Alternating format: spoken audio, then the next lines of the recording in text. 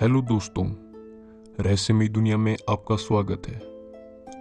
8 अमेरिकी सैनिक अफगानिस्तान के बीहड़ इलाके में स्काउट करते हुए गायब हो गए। उन्हें एक गुफा मिली क्योंकि आतंकवादियों के कई समूह सेना से छिपने के लिए गुफाओं का उपयोग करते हैं।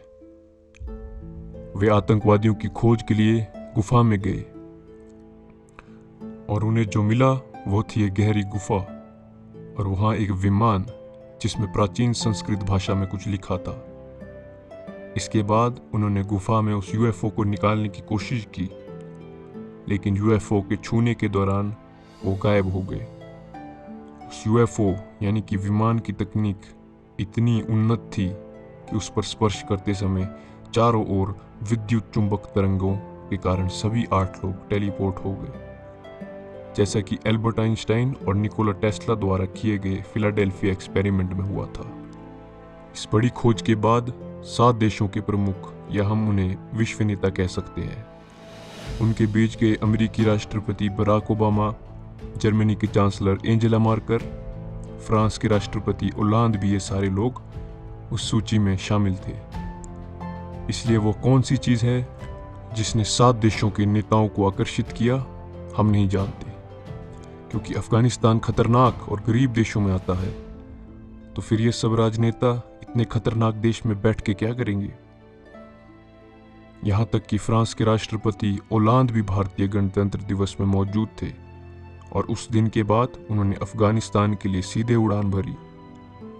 इसके पीछे मुख्य उद्देश्य केवल यह था कि प्राचीन टेक्नोलॉजी जो बिना किसी ईंधन से उड़ सकती है और बिना किसी गुरुत्वाकर्षण के कानून के उड़ सकती है, उसे हासिल करने की होड़ थी। मुझे व्यक्तिगत रूप से लगता है कि यह इस बात का प्रमाण है कि मुस्लिम और ब्रिटिश शासन से पहले, पश्चिम से पहले और उन सभी सभ्यताओं के लिए भारत कितना उन्नत था।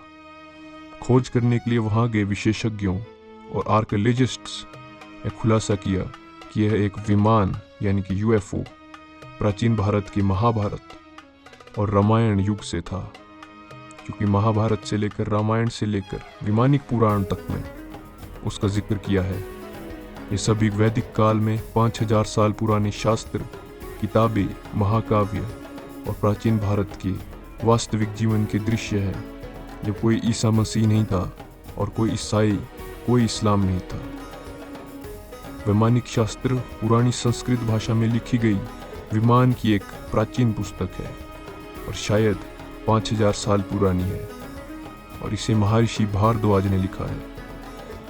आप इसे इंटरनेट से पीडीएफ प्रारूप में डाउनलोड कर सकते हैं, लेकिन इसके कुछ हिस्से जब आप यह देख लेंगे कि इस प्राचीन पुस्तक में विद्वान महर्षि भारद्वाज ने एरोनॉटिक्स के बारे में वो सारी जानकारी जोड़ी है जो आज हम जेट, हवाई जहाज और रॉकेट बनाने में करते हैं।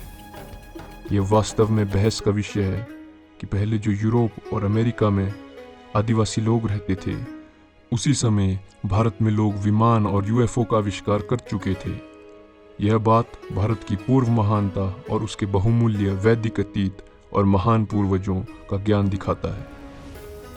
तो धन्यवाद दोस्तों, हमारे साथ जुड़ने के लिए आपका शुक्रिया।